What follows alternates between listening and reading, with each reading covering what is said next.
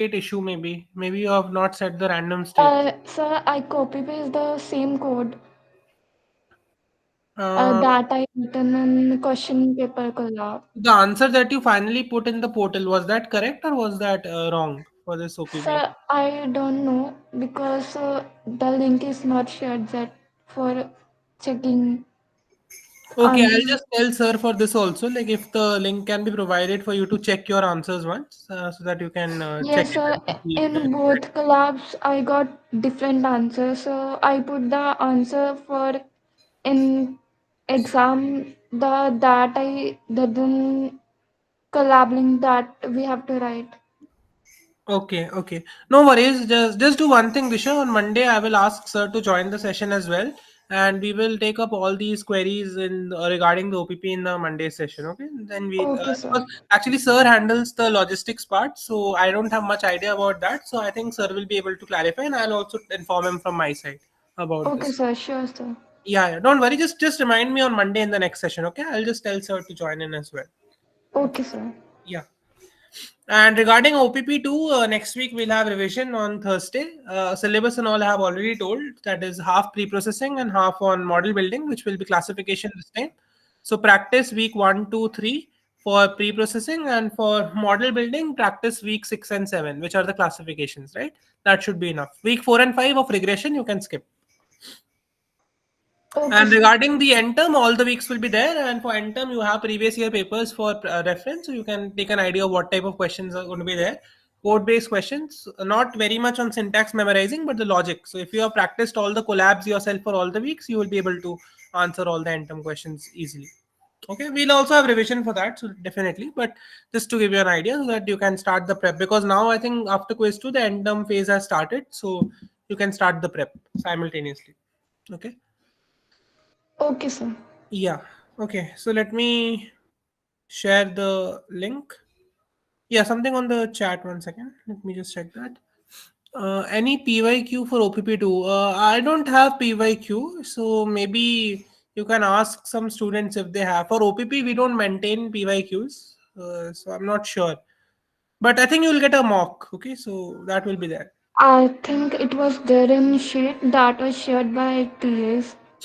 Yeah, so It just was there. just tag that, because TAs are also students, right? So they might have maintained the PYQs, so they might have it. So you can ask them. Okay. In Discord, there was a one sheet. You can check there. Yeah, yeah, that will be good. And regarding the sessions for this week, yesterday we had TA session. I had to exchange because I had some really urgent work, and on Thursday also probably we might not have session this week. So I will cover everything in today's session only.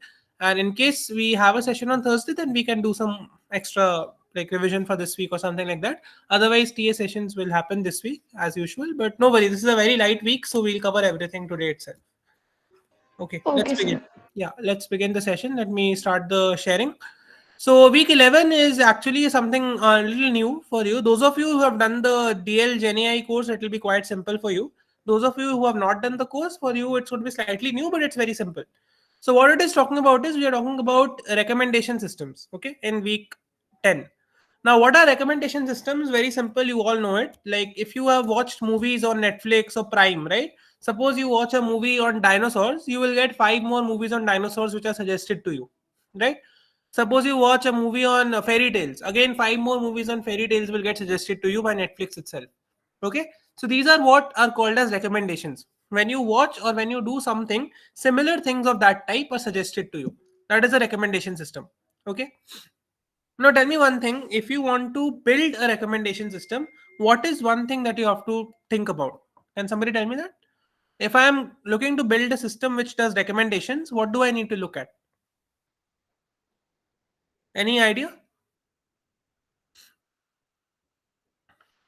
Can I simply say that if I want to build a recommendation system, I have to basically compare different things and see if they are similar or different? Am I right? Yes, sir. Exactly, right? And do we know some techniques to check similarity? In MLP, have we learned some techniques through which we can check things which are similar? Clustering, you remember, right? Week 9, we discussed clustering, where we were Yes, grouping sir. similar objects together. Yeah, that is one thing. Another technique is, if you remember KNN, what was KNN? You were looking at a data point and you were looking at the nearest data points, right? Which were the nearest neighbors to make a prediction. That is also a measure of similarity. What is common in KNN and clustering? There is one thing which is common: distances, right? We measure distances, Yes, sir. right? Why do we measure distances? To compare the similarity. Things which are similar will be close, which will have less distance. Things which are further, they will be dissimilar, they'll be different because they have more distance amongst each other, right? In the same way, when we are building a recommendation system, we will just keep track of distance. Okay, things which have a larger distance will be similar, sorry, non-similar things, and things which have a smaller distance will be similar things. This is what we have to keep in mind while building a system. Okay. Now, one measure obviously is distances, which we have seen. There is another measure which is called as cosine similarity, which also we will see today. That is also very well used for doing similarity, right? Similarity matching. Distances is one measure and cosine similarity is the other measure. Both of them are quite useful. I will explain you both of them in the collab today, and you will get an idea of which is better. Mostly we use similarity now because that is actually having a little better mathematical formulation. But even distances are something which we have used quite a lot. Okay. So let's begin with the session. Now, one thing here, there are three collabs that have been used in week 10. So I will take you through three of them quickly so that you get an idea of what we are doing. And through that, I will explain you how a recommendation system works. Okay. So let's begin with the first collab. Now, since the codes are slightly lengthier, I'll use the collab which is given in the lectures only. That will give you a good idea. Okay. Okay. So we'll start with importing NumPy and Pandas, which is straightforward. The dataset that we are going to use for today is the movie lens dataset. If you want to download this dataset, I will just give you the commands here. You don't have to worry about the downloading part, okay? Because that is actually a little large dataset. That's why we are not downloading it as a CSV directly. We are using some commands, system commands to download them. But you can ignore them, okay? You can just take these commands and run it in your collab. That will help you download this. Okay, let me run this. It has downloaded. And now what we will do is, first of all, in the first collab, we are just doing some EDA, right? Some basic pandas and statistics to see what the data is all about. Okay. So let's do it. First of all, what we'll do is we have all these files. Okay. When we download this data set, we have all these files, which are various movie files, which we have. We'll just work with one of them. You can work with any other part of it as well. All of them are different collection of movies. Okay.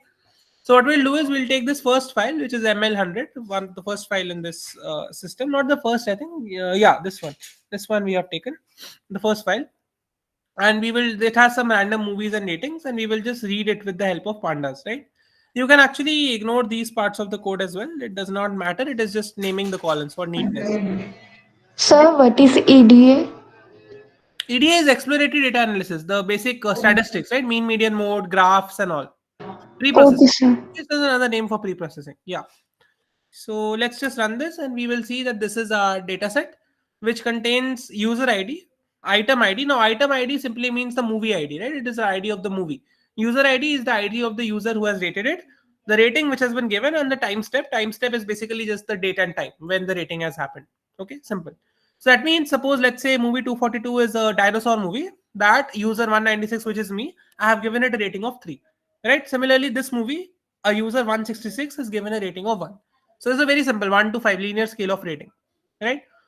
Let's explore some things here. Let's see how many different values of ratings are possible. Can you tell me what are the commands to check that? It will give you a good revision of pre-processing as well.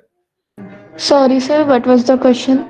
Yeah, my question is, I want to check how many different values of ratings are given. Like 1, 2, and 3, I can see. Are there any more values? Is it 4, 5? Is it till 10? I want to see that. So how do I check that?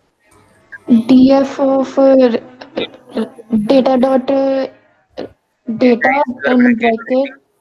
Yeah, Sir, rating. it's a data na. Yeah, data. Yeah, correct. It's data. So data of rating and then Dot count values. yeah, value counts, right? Value counts. So value counts gives me a distribution of whatever values are there and how many frequencies those value have, right? So let's do that. And we can see that we have rating from 1 to 5, right? So 1 is this much, 2 is this much, 3 is this much, 4 is this much, and 5 is this much, right? So that gives us a good idea that ratings are coming from 1 to 5. Okay. Let us also see how many users are there. How many users have done the ratings? How do we check that? Sir, could you please repeat the question? Next question is, how many users do I have? How many different users do I have who have given these ratings? Data bracket and in bracket Yeah, Dot, users, user ID user ID, dot and and then unique. dot dot and unique. Yeah, correct.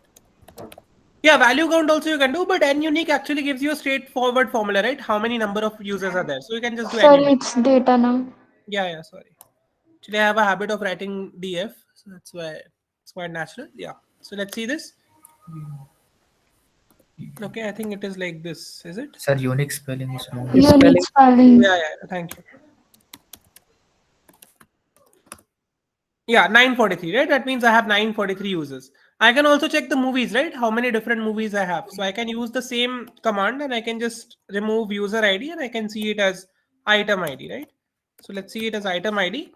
And now it gives me an idea. There are 1600 movies. 943 users have rated 1600 movies. That means we can say that one user has rated more than one movie. Can we say that? Is that allowed to say? Like, am I right? If Yes. I say yes, right? Yes, Because data has 1600 rows at least, and it has only 943 users. That means each user, many users have rated more than one movie. That is possible. Sir, So here how yeah, you extract the data from zip file? yeah. So what happens is this IMDb movie lens dataset is a zip dataset. So first we use this command called wget. So what wget does is it simply downloads the file from the internet. Okay, and then I have this zip. It is in a zip format. So I'll use this command called unzip. So once I use this command called unzip, it will just open up all the files, and then I can just do the pd.read csv and get it down from there. Okay. So Okay. unzip is the command. This is downloaded as a zip file. So I'll use this command called unzip. It will open the zip file for me. Right. Same thing. Have you done the system commands course? No, sir, not yet. Okay, this is actually from there. If you would have done it, then this would have been easy. Right now, you can ignore it. Okay, it won't be important. You can just leave it for now. Because as such, this week is not in your OPP, so you don't need to worry about downloading datasets. That you can ignore. Okay. Okay, sir. Yeah. Actually, that is why I have not explained the commands, because since many of you have not done system commands, it won't be very clear also how this is working. So right now, just assume it is from the internet and we have downloaded it and we have used it. Straightforward. Okay. For us in the MLP course, we'll only be working with CSVs. So when you get your OPP, it will always be a CSV file. So that will be very plain and easy to download. You won't face any issue. Just a second.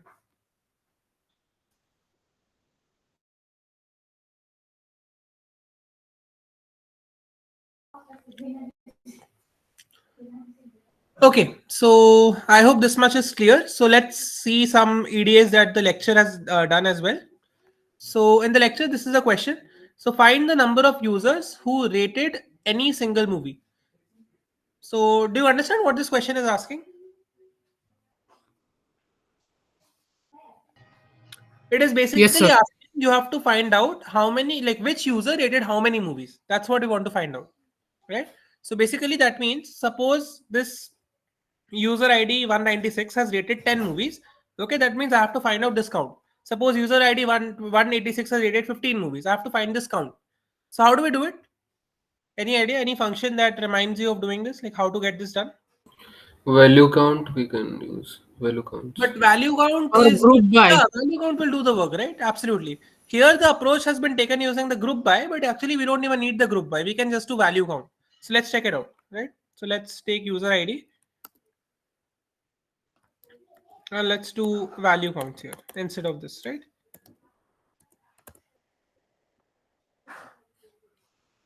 Okay, so I think that is good. We have seen that 405 has done 737 movies, then 655 has done 685 movies, and so on. Suppose I want to see for a particular ID. Can I do that as well?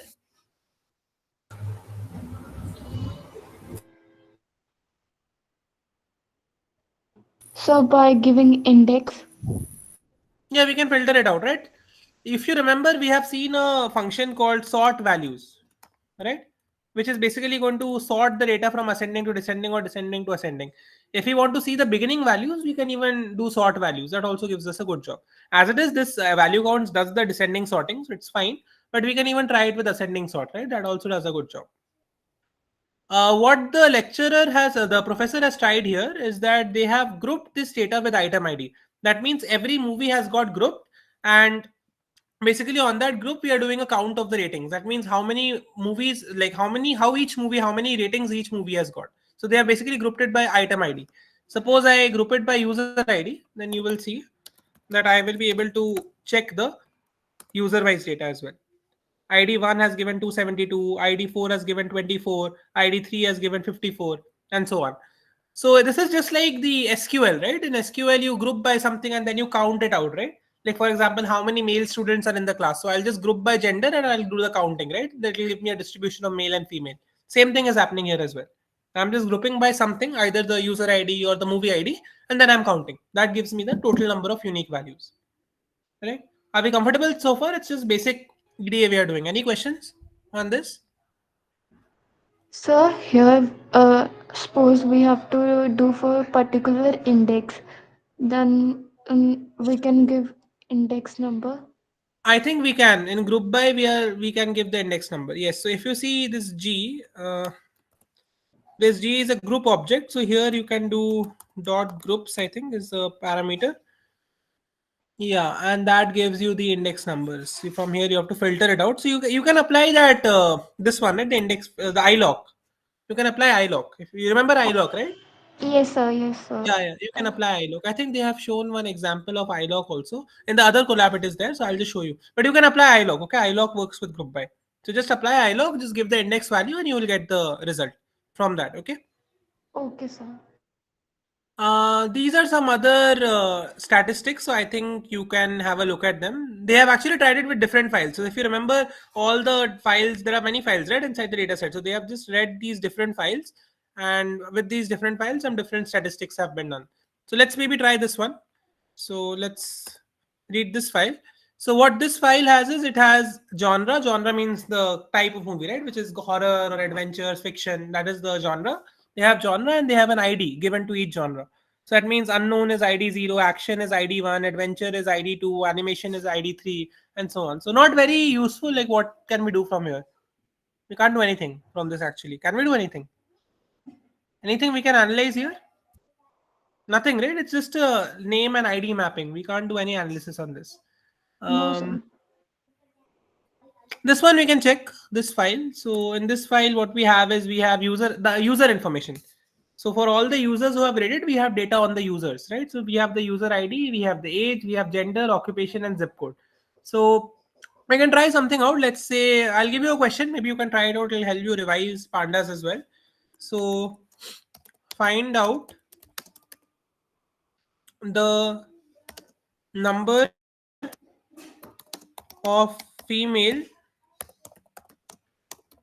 technicians whose age is greater than the mean user age.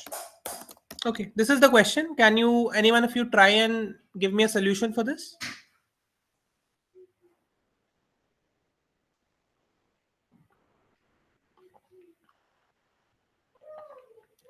Try it out. It will help you to revise for the OPP as well, because we have pre-processing in the OPP as well. So just try it out how to do this. It's a very simple question actually. You just have to break it into 2 steps and solve it. Once you are able to break it into 2 steps, it's going to be very easy. So here we have to find is gender is No. gender is equal. What you have to find, first of all, is you have to find the people who are greater than the mean age. That means first find the mean of the age, then find the total users who are greater than the mean age, right? Then amongst those users, you have to find out those of them who are females as well as technicians. Okay, so 2-level filtering.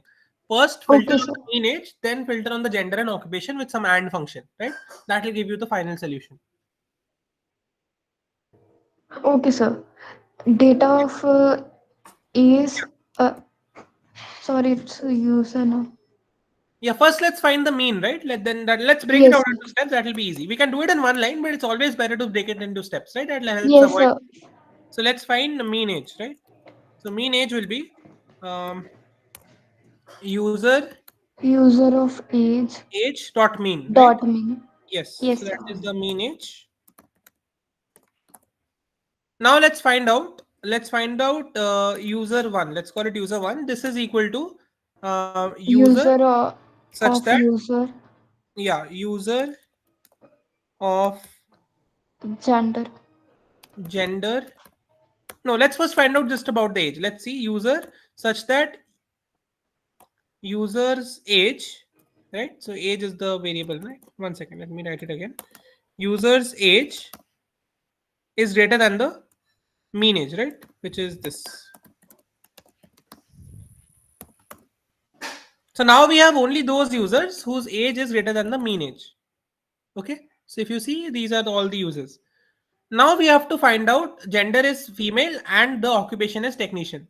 So can we do that like this? Like user F is equal to User user 1. 1 such that let's do a User. AND condition, right? So we have to give this tuples for the AND condition, right? Yes, sir. User 1 gender Gender is equal to is F, right? equal Capital F. to F. Yes. And so what is the symbol for AND? Anyone remembers? And operator. Yeah, this one, right? Yes, sir. Yes. So I think it's 2 times. No, it's once. Okay. Sir, Yeah, it's One time. yeah. Once. And next one was user 1 occupation Occupation is is equal equal to to technician, technician. right? So this is equal to, and let's just copy it out from here. Technician. Okay, some Two mistake. bracket. Sir, one bracket should be Sir. less, isn't it? Outside. Yeah, I think so. This is correct, I think. Yeah. Thank you. Let's see user F. So only one user, right? So only one female we have whose age is more than the mean age and whose occupation is a technician. Okay. So this is how I try to break your pre-processing questions into steps that will help you avoid mistakes. So you can actually write it in one line with all these and conditions, but it's always better to break it into steps. That is easier to write and understand as well. Okay. So Okay, sir. yeah, so this collab was mostly about pre-processing and understanding the data. So I think this is fine, right? That's the main thing only was that it was actually a zip file, which we have to unzip into all these values, and then we can just take up each of them one by one, and we can analyze and understand what the data is. Any questions on this? No, Any sir. No, Yeah. sir. So what you can do is I'll give you a tip as well for the OPP. What you do is you load this. This collab is there in your supplementary content. So load this collab and then you can take out all the data sets and practice pre-processing questions. Make questions yourself like this and practice pre-processing them using your techniques of pandas and sklearn. Right. That will give you a good revision for the OPP as well. Okay. Okay, So sir. yeah. So now that's why I took this also. There's nothing new in this, but it'll just give a good quick recap of what we can do in the OPP. Okay, now let's come to the actual work for today. So in this, we have actually, this is where we are going to build a recommendation system, right? We are going to again work with movies and we will see that based on one movie, which are the similar movies to that movie, right? And those we will recommend, just like Netflix or Prime does. Okay. So for this one, I think we have taken, Sir has taken a different data set. Yeah, this is actually a CSV file itself, which is there in the Google Drive. If you run this command, I think you'll be able to load this. In case you're not able to load it, I will give you another command. Okay, that will help you load this. Just try it out if you can load with this. I think it should work. If you're coding along, just try it out. Okay, once this command, if you're able to load with this.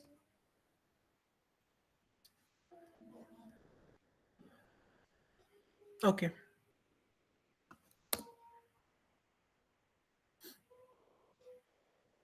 Okay, so let's see. Now, actually, this is a more complicated data set because there are many values here. Some values are dictionaries, so it's slightly more trivial, but it's going to help you to understand the recommendation system quite well. So what do we have in this data set? We have called it as movies DF. So we have the budget of the movie. We have the genre, which is basically that adventure action, that type, right? We have a home page, which is basically a link, right? So I think these links work as well. So maybe we can check out one. Okay, then some of them don't work. That's fine. We don't need them as well.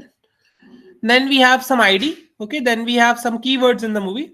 Then we have language, title, overview, popularity. That means how many people saw it, what companies produced it, some release date, time, and everything. So all the basic status, right, about the movie. So whenever we want to understand a movie, these types of data help us to understand everything about the movie. Now, what you want to do is based on this data set, we want to take this movie and we want to compare it to all the other movies which are there and see which movies are similar and which movies are not similar. So can you tell me which column of this dataset will help us do that? Which column can we use to compare the movies? Genre. January. Genre is one column, but genre is little more generic because adventure can have a very big variety, right? Big variety of adventure, big variety of action. Suppose, like, I don't know if you know that Avengers, right? So Avengers is a very popular genre. So if somebody has watched Avengers 1, I will recommend that person to watch Iron Man. So apart from genre, what can I take? Will the title help? Yes, yes. Yes, Title sir. also helps sometimes, right? So Iron Man, Avengers, Iron Age. So these are similar titles, right? They help. The one which I feel myself that which is the most important one is this one, which is 1 second. The keywords. If you saw this keywords, so all the action movies will have similar keywords. All the Avengers movie will have a keyword Avengers, will have a keyword armor, will have a keyword fight, right? So these are very similar keywords. Movies which are similar, there will be similar language used in them, right? So we can also take this keywords column and we can compare the movies with these keywords. Another one we can take is the companies, right? If you have a same production company like Marvel Studios produces all the Avengers movies, right? So if we have the same production company, we can assume that the movies are going to be similar as well. So all these columns we can take, which is this title, name, production company, then keyword and so on. That will actually help us to compare the movies and get an idea of what movies are similar and what movies are not similar. Okay, that is what is actually called as content based filtering, which is basically you take all these contents and you're able to find out similarity of one movie with the other movies based on these contents. That's what content based filtering means. Like for example, this movie A is a romantic movie, movie C is a romantic movie, so I'll know that A and C are similar because they have this content romantic, right? On the other hand, B is horror and thriller, which is very different, right? So the content is much different, so I'll not say that B is similar. I'll say A and C are similar and B is very different, right? So are we comfortable with this? Any questions? No, Ideas? sir. Yeah, okay. Okay, let's see now how to do it. It's a very simple process. So what we'll see here is we have this data set and we will now basically what we are going to do is we are going to compute similarity scores for all the movies based on the descriptions and based on the keywords, right? So I'll again explain what we are going to do. We have, for example, 10 movies. We are going to assign 10 scores to each movie. What are the 10 scores? Comparison with the other movies. Like, for example, it's going to be like a matrix. Like Avengers and Avengers 2 have a similarity score of 9.5. Avengers and Avatar have a similarity score of 0. Avengers and Barbie have a similarity score of 0. Are you able to get it? So for every movie, we are going to assign a similarity score to every other movie. Movies which are similar will have a high similarity score. Movies which are different will have a low similarity score. Okay. Is that understood? Any question on Yes, that? sir. So No, sir. basically, what I'm asking is suppose we have 500 movies. How many entries, how many scores do you think we are going to compute? We have 500 movies. Can you give me a number of how many scores we are going to compute? 500 into 5. Yeah, 500 into 500. Okay, of course, we'll not compare it to itself, but let's assume we are going to give a score for a movie with itself also. So 500 into 500, right? That is similarity of each of the 500 movies to all the other 500 movies we are going to compare. Okay, so it's going to be a square matrix basically. Okay, so let's move on to that. So how are we going to actually do that? We are going to basically do it using a technique called as TF-IDF vectorizer, and then we are going to use another technique called as cosine similarity, right? So TF-IDF is something you have seen in week 7 as well. So can somebody tell me what TF-IDF does? If you remember what TF-IDF is going to do? In NLP, week 7 we saw NLP, right? So in that we have covered TF-IDF. So do you remember what it does? Current frequency, it is term. Yeah, so basically in a nutshell, what TF-IDF does is for every different word that you have, it computes a similarity score. Okay, using a mathematical TF-IDF formula. With that similarity score, what it does is it will be high for words which are similar and it will be low for the words which are different. Okay, and the second advantage that TF-IDF does is that we have all the reviews as words, right? We cannot compare words in a machine learning model. We have to take numbers. So TF-IDF actually gives us numerical values as similarity score between two words. So we do not need to convert words into one-hot encodings or something like that. TF-IDF automatically converts it for us. Okay. So basically what we're going to do is we are going to import this TF-IDF vectorizer. It is there in the Sir, could statement you extraction. please repeat for So I again? was saying that TF-IDF is just a technique, simple technique, which helps us convert word into vectors, right? That is one thing. And secondly, the vectors which it converts, those vectors are nothing but similarity scores. So for example, I have two words, say A and B, two words, right? Is it a similarity score? It is not a frequency one. It is not. It is a frequency only, but based on the frequency, the final notation that it gives us is a similarity score. So the words which are there, the two different words will have a similar score. That is the idea. It is not actually a similarity score in itself, but words which are similar, they will have a similar TF-IDF value. So that is how we can compare them. So if you are, like, suppose word 1 and word 2 have a TF-IDF of 0.35 and 0.37, we can see that these words are similar because the TF-IDF mapping gives us similar scores. Similar in the sense meaning or length, whatever it is. Yeah, meaning and the semantic meaning, not on length. Basically, it's on the meaning. Based on the meaning, it computes. Okay. So can you give an example with two words? Yeah, what is the similarity meaning of in the No, because so the TF-IDF is not actually going to give you similarity. What TF-IDF does is it basically helps. It gives it. It is a way of converting word into vector, just like one-hot encoding. But like, let me show you. Let me write something. So suppose you have two words. One is boy, second is man, and third is girl. Okay, these are three words. Suppose I have to encode them using one-hot encoding. How will my encodings look like? Like, simple, right? Ones and zeros. So this is the first one. This is the second one. And this is the third one. Okay, which is, right? Simple three one-hot encodings. Can you tell me that which two words look similar to you from this encoding? Boy and man. Boy and man. How are you saying it's similar? Like, how is it different from girl? No, we can't say with not encoding. Yeah, see, similarity, the way to measure similarity is distance. Do boy and man have less distance than boy and girl? No. Same distance, right? If you compute the distance, everything has a distance of root 2. If you compare the Euclidean distance, what is the distance? Like, suppose let's compare between boy and man. The distance is what? 1 minus 0 square, right? Simple Euclidean distance. 1 minus 0 will square this.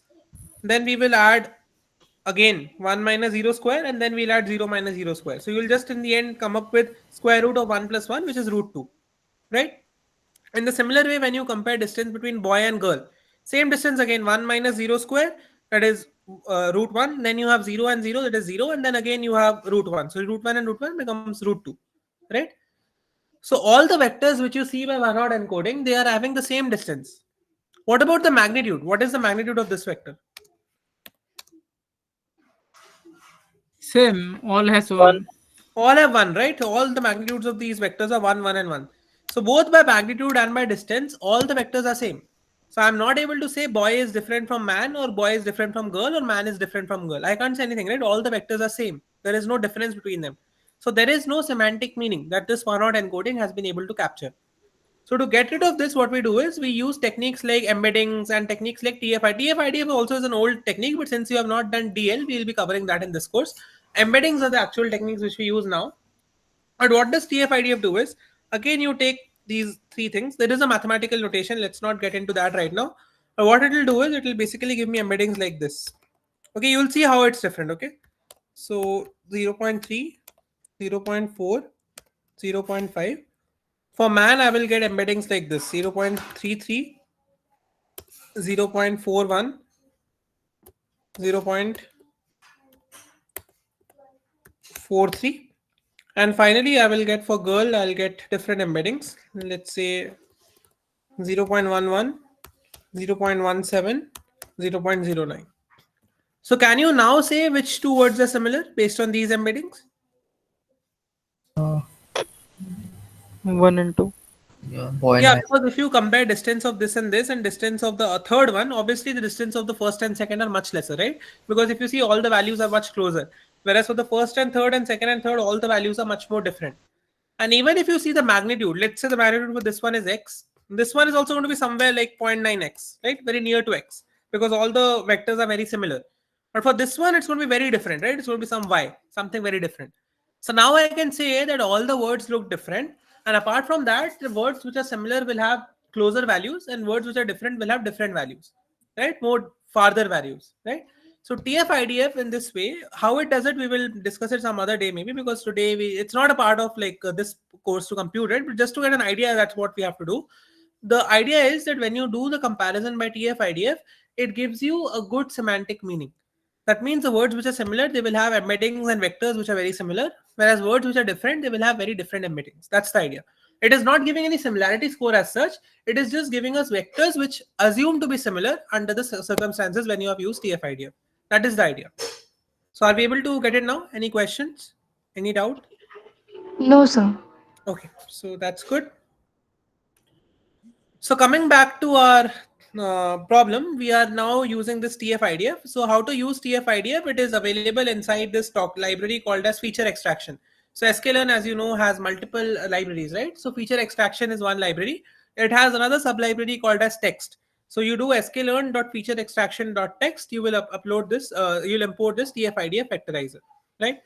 Then we'll just create a class of this. Now there is a optional parameter inside this called as stop words. Okay, so stop words simply mean words like a and the, and, but, these conjunctions, right? Simple words. So you can parse this parameter, you can even omit this. It's not a mandatory parameter. Okay, so it's about you. I think by default when you create a TF-IDF, it gives you these stop words as well.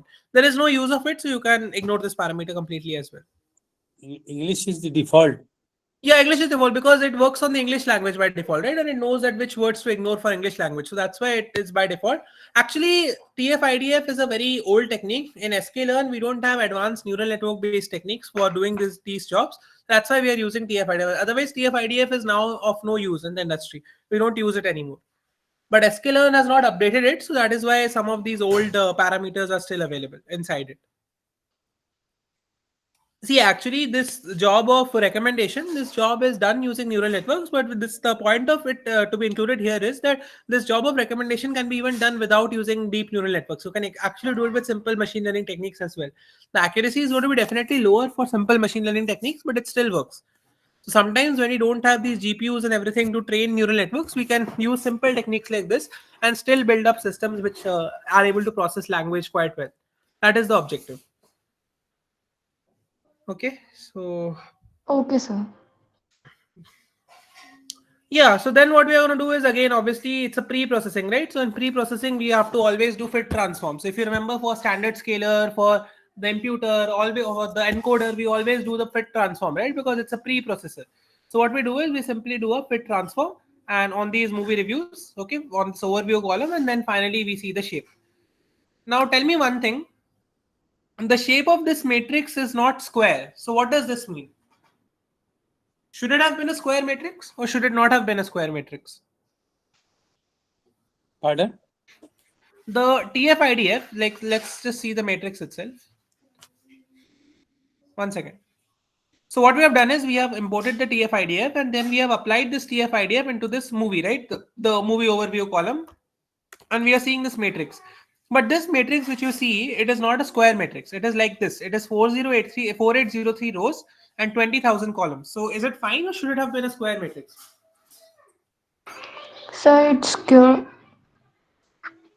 See, actually it is fine, because what does this mean is I have 4803 words.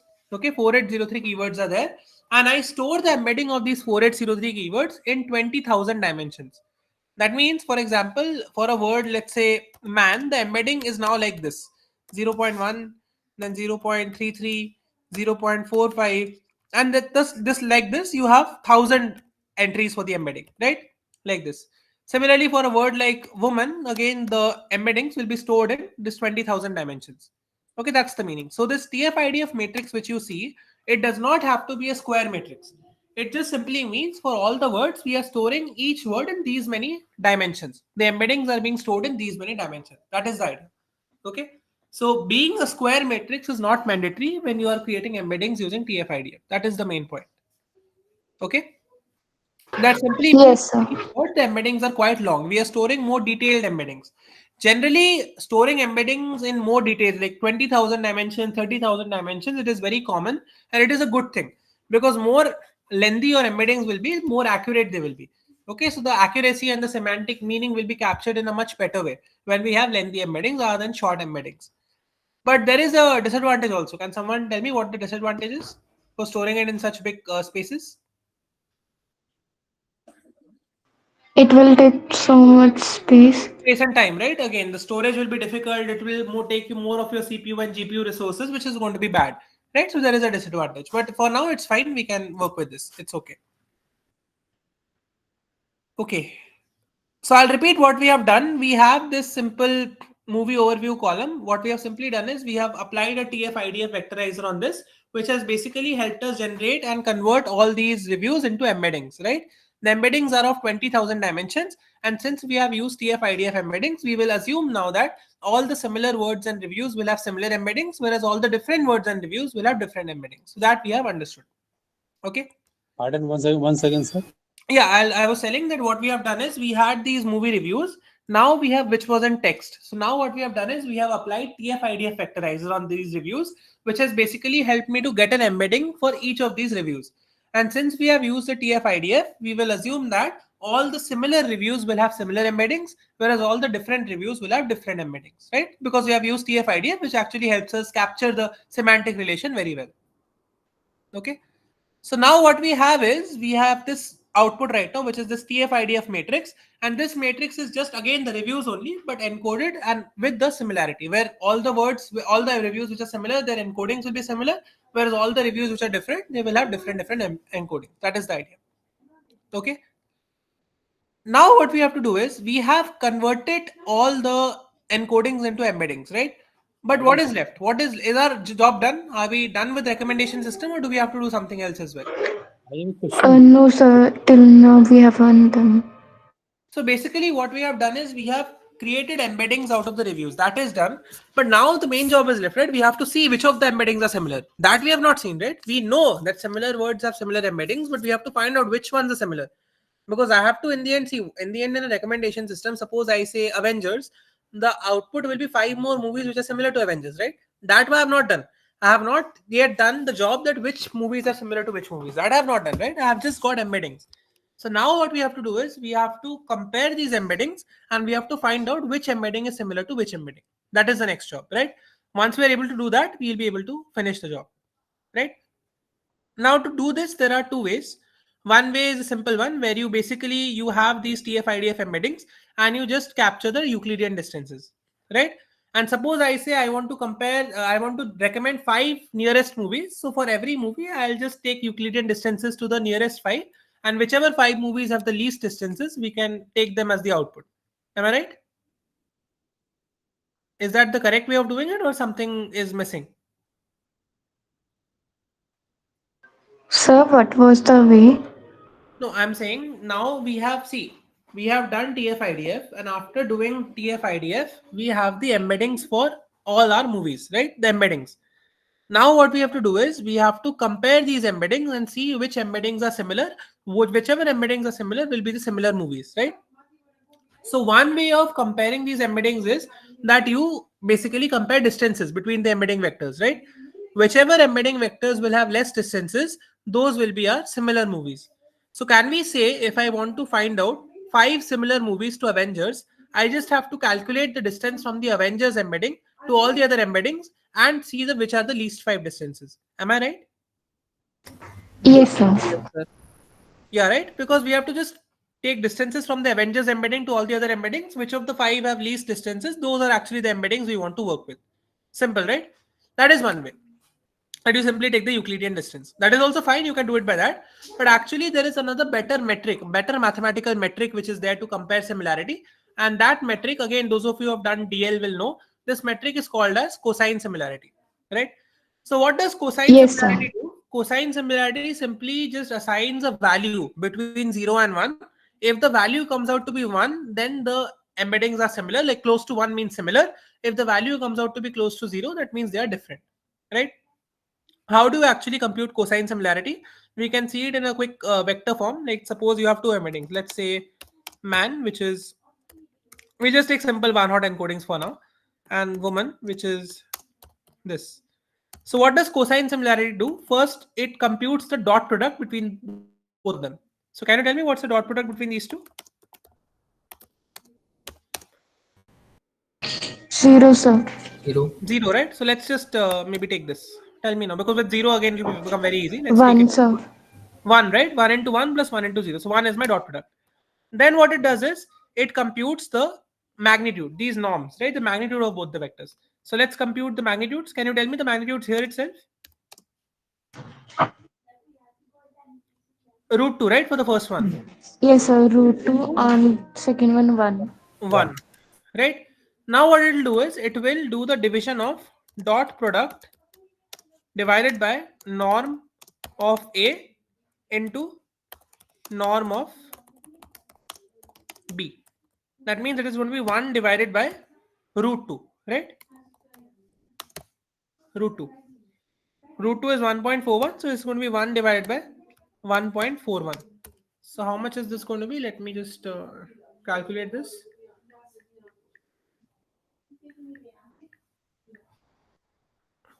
0.7. Okay, so 0.7. And finally, what we have to do is we will take the cos inverse. So if you remember, cos theta is equal to, so this you remember, right, from maths 1. If cos theta is equal to x, then x is cos inverse. Theta is cos inverse x. You remember this, right? So theta is equal to cos Yes, sir. inverse of x, right? Similarly, what we'll do is this cosine similarity is just measuring this theta only. So finally, what we'll take is cos inverse, the cos inverse of this theta. So can somebody just use your portal calculator and tell me what is the cos inverse of the 0.7? Just calculate it in your portal and just tell me what is the value for this. Cos inverse of 0.7.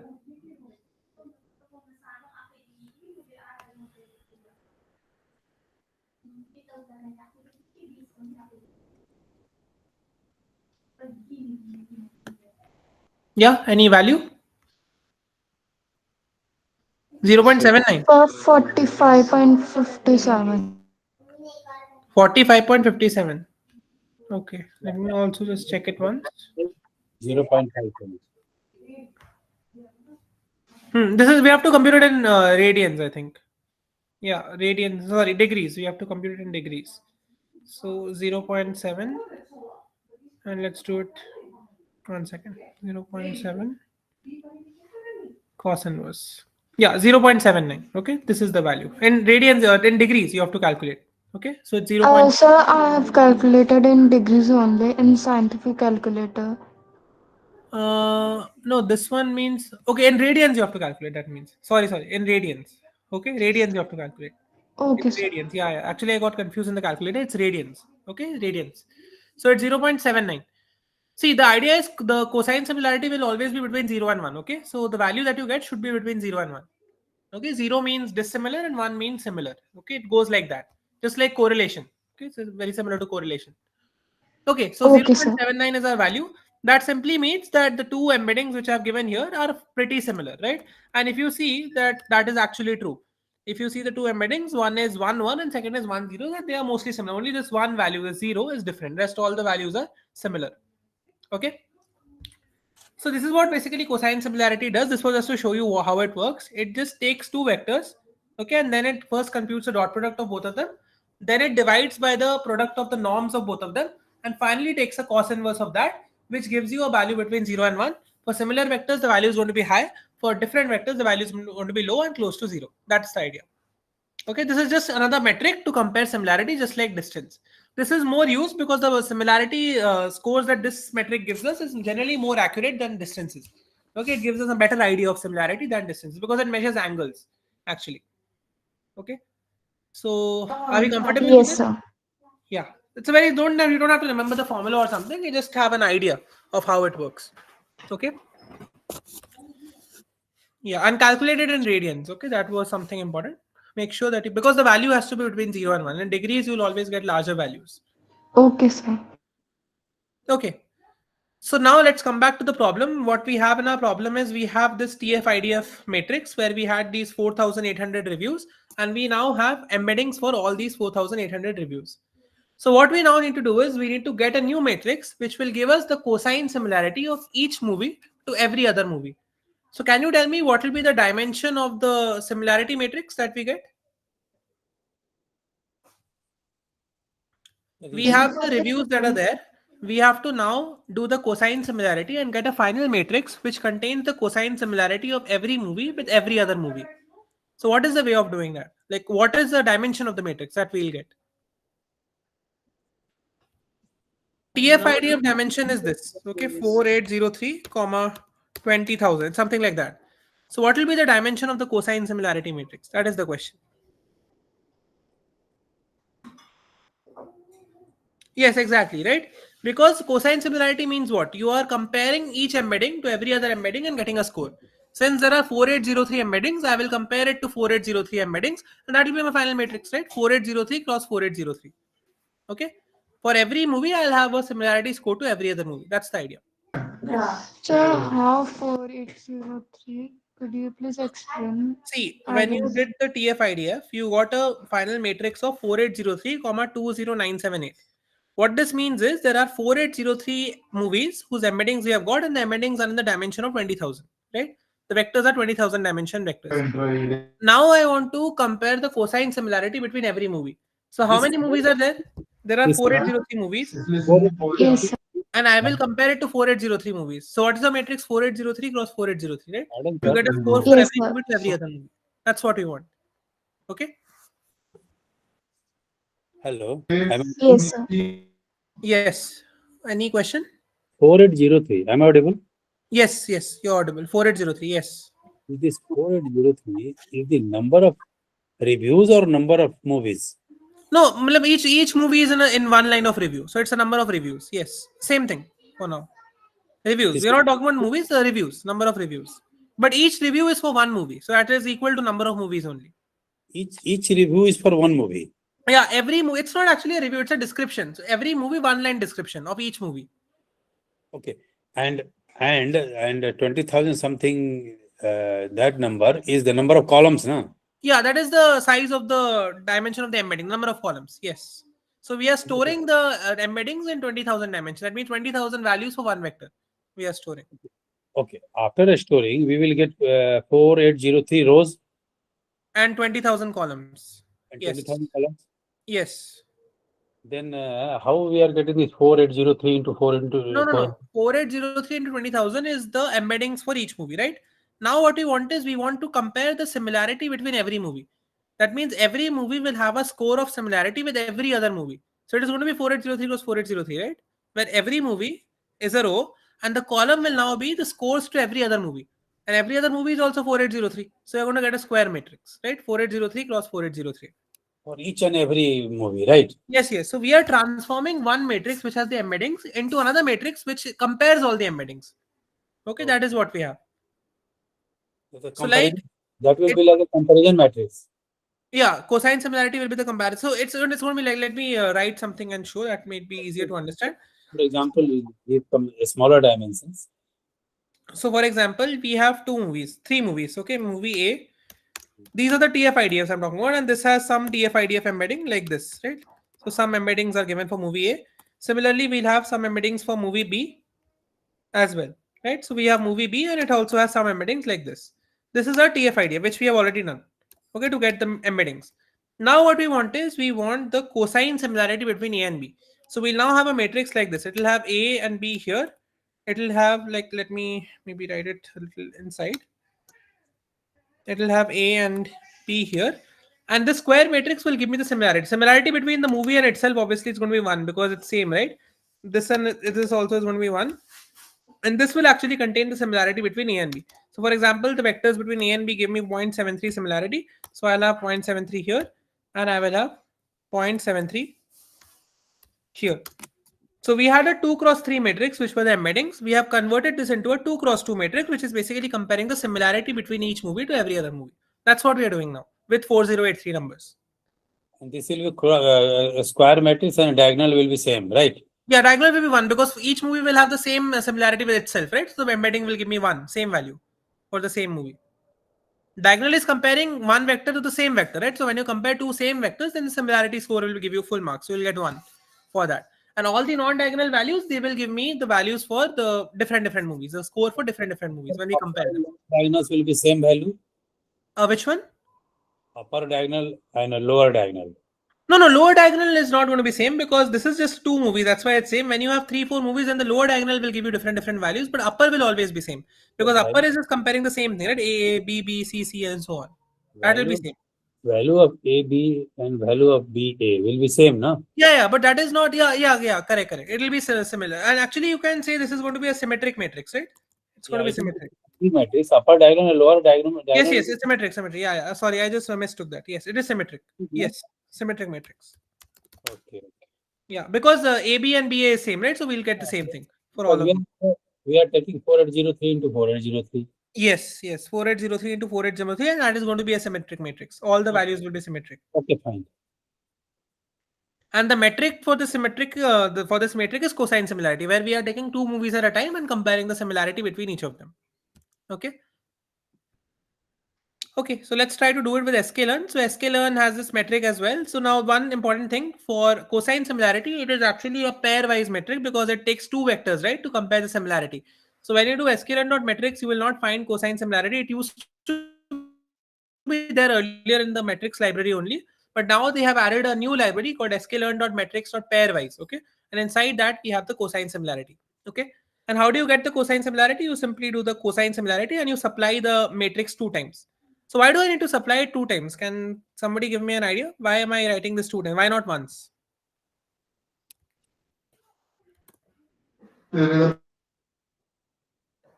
So see, cosine similarity, which is there, it is like this. Okay, so when you do cosine similarity, it is always between 2 things, right, which you do the comparison. So it is like this, A comma B. So you have to compare the similarity score for 2 vectors, A and B. So it's always between 2 things. Okay. In the same way, now we have the matrix, which contains the embeddings of all the movies. So we'll just write the name of the matrix twice so that it will compare every row of the first one to the second one, every row of the second one to the first one. That is why we get a symmetric matrix, right? Because half of the values will be same because we are doing the same operation twice. Okay. So whenever you are talking about cosine similarity, calculate this formula, similarity formula, cosine of that AB matrix. Yeah, this formula, which we just discussed, same formula it will take. Now, since you are providing matrices, it will take 2 rows and from each of them at a time and then give the score. So it will take the first row from both, then the first from the first and the second row from the second, then first row from the first one, third row from the second one, and so on. That is why we get the symmetric matrix in the end, right? Because we repeat the same operation 2 times. Once from the first matrix and once from the second matrix. So we get the same score.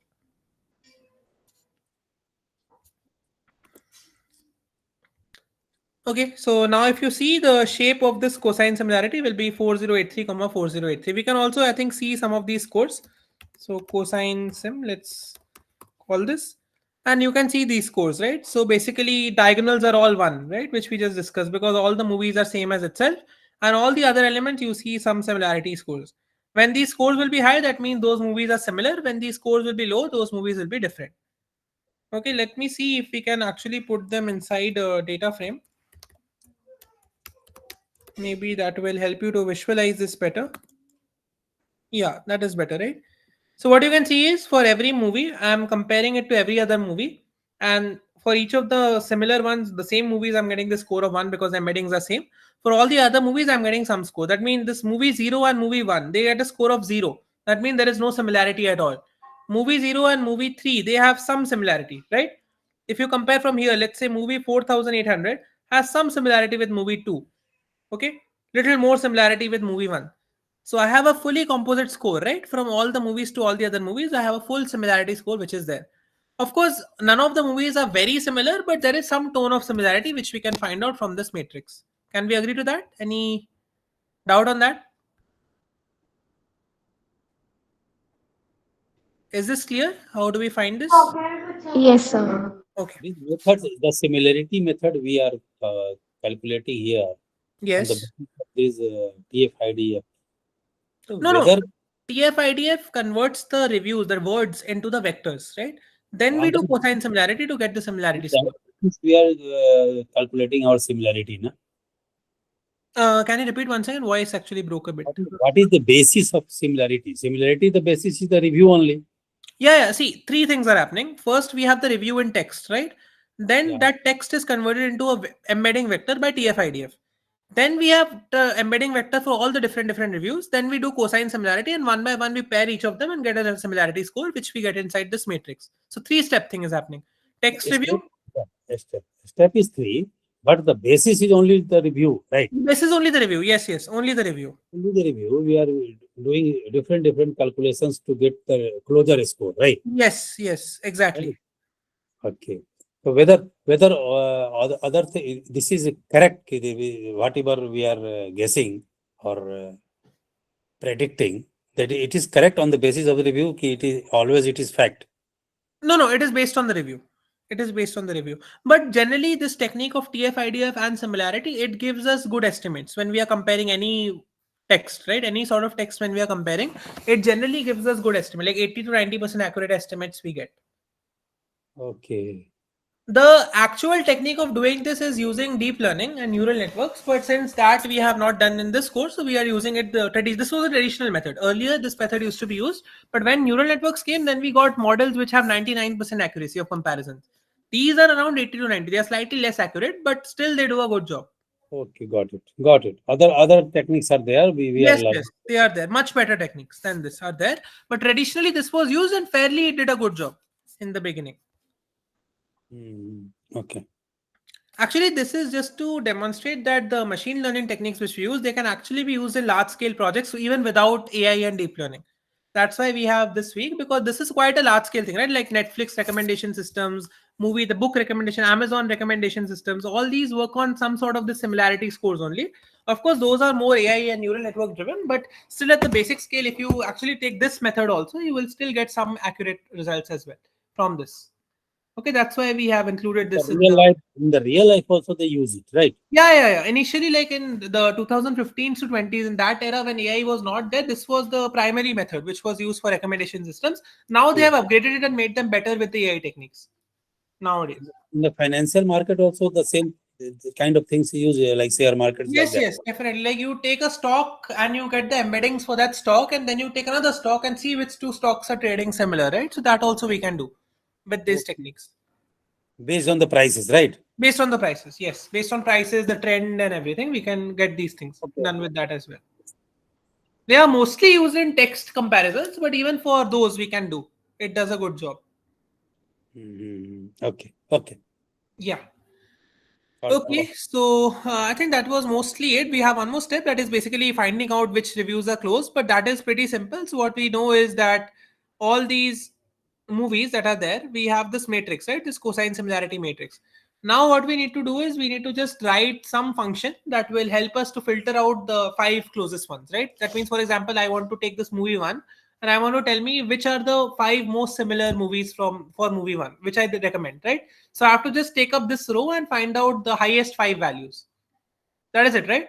So can we do that? Like any way of doing it to find the highest 5 values? Max, no? No, max will give us only 1, right? And that is actually going to give us this value only. Any other way? Sorting. Right? Simple. Sorting. Short. Yes, exactly. So let's pick up any rows. Like for example, let's take this. You can call this, let's call it final, right? So we have this final and we want to see final of 0. So this is this row, right? And I have to take the 5 most similar. So I can simply do a sort values, right? So let's sort values.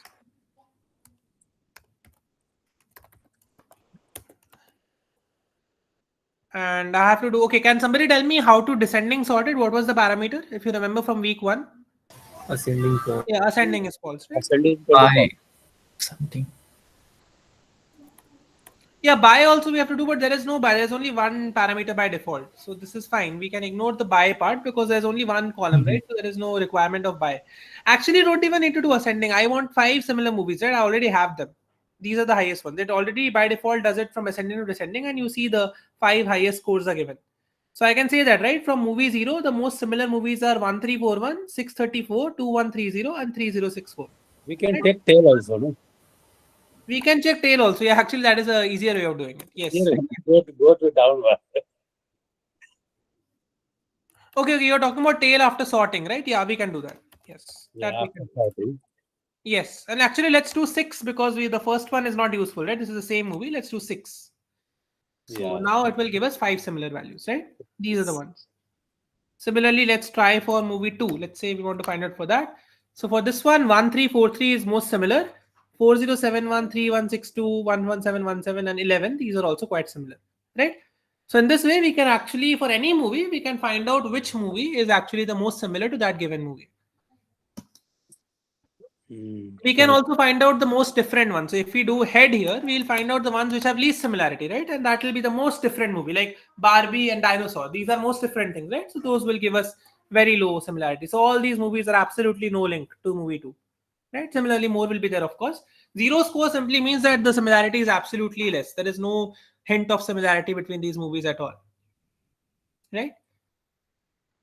So that is what Yes, sir. that was the main idea for week 10. There are some other variations that have been tried as well. One is called collaborative filtering. So those are just different similarity metrics that have been tried out. But this is the most used one, that is cosine similarity and TF-IDF, which generally gives us a good job from 80 to 90% accuracy. That is quite satisfactory. In case of images also, suppose we convert into the arrays, and the images also Yeah, definitely. When you like images are what? Images are just pixels, right? And arrays, if you convert them, it will just be pixel values. we can check the similarity score. We can check that, definitely. So Yeah, what we'll which do first is we similar, will take which the image. Yeah, similar to each other. yeah, exactly. So what we'll do is we'll take the image. We can convert them first into the pixel value, which of course will automatically be done in Python. Then we will take the TF-IDF to get similar embeddings for the images, and then to get the final score, we'll just do cosine similarity or some distance metric on all those embeddings, and same thing it will give us for images as well. These techniques are most accurate on text. Like in images, your accuracy might fall a bit, but still it will work. It will give you something, definitely. Some comparison we can do. Okay, sir. Okay, so This is week 10 content. this is week 10. Yeah, week 10. What type of questions the calculative type of questions will be there? Because See, OPP will not have week 10 as such, so there'll be no coding thing. For the as well, calculation part, you should like know how cosine similarity works. Okay, so just try, like not on such big matrices, of course, like on the arrays, which I gave you, like this example. Where is it gone now? Yeah, this one. So this you should know, like if we have two metrics and if I just give you a line of code which has cosine similarity A and B and what is the output. So you should know how to compute that, right? That should be there. And apart from that, some basic idea like why do we need TF-IDF? What is the idea of cosine similarity? That you should know. Like not much, there is not much that can be asked from this week, but some questions will be there, mostly on the cosine similarity concept. share the collab also, sir. Please. A collab is all. This is not. This is actually the lecture collab itself, which I have taken for today. It is there inside the supplementary, so it's here.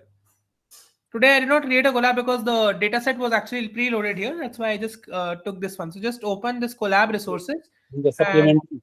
yeah, supplementary week 10. You will find all the collabs in week 10. Okay. Okay. Yeah, inside this recommendation systems, all the collabs are given. Okay. Okay, I think for week 11, all the weeks only, no, week 11, we don't have, I think, content for this time. Week 12 will be there. Yeah, time series. Yeah. Okay, so probably week 11, I'm not sure. I think there is no content this time for week 11. So that's not a problem because as such, we will be doing OPP revision only next week. So that will be good. And for week 12, we have time series that we will do in the end after the OPP. So week 10 is pretty easy. Okay, so just go through the concepts for week 10 once. Just you can go through the lectures where sir has also done it step by step. I'll give you a good revision, but more or less this is the idea for week 10. Okay, that is first get embeddings. To get embeddings, one-hot encodings are not good methods because they give you same embeddings for all the vectors. Right, so it's better is use techniques like TF-IDF, which gives you semantically similar embeddings for similar words. Then once you have got these embedding, just take a metric like Euclidean distance or a better metric like cosine similarity and get scores for all these metric for all the vectors, and whatever vectors will be similar to the given vector or the similar word, those will get higher scores between closer to 1, and the rest of them which are not similar will get a score of closer to 0, right? And using that, we can actually build a recommendation system which will help us recommend top 5 or top 10 most similar things to a given thing, which we can apply to real world as well. That is the main objective of week 10. Okay, so Any other question on week 10? Is it clear? Like all good? The process and the flow? Yes, sir. Yeah, great. Okay, so that completes week 10. Week 9 also we have done in detail clustering. So I think these last few weeks are quite easy. So just practice them once, okay, and just go through the lectures once more.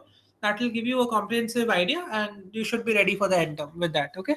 And rest we will do end term revision session. So I'll give you a idea of what kind of questions you should prepare for these weeks. That will help you as well. Okay, later on we can do that. Okay, sir. So the same, like there was no content given in week 11 collab or slides. Also, there was a missing content in week 5. Okay, so week There, 5, I'll just inform sir to add it out. Week 11, I think, I'm not sure. I think we don't have content for this term for week 11. In case there is content, it will be released next week and it will be uploaded to the supplementary next week, like on Friday.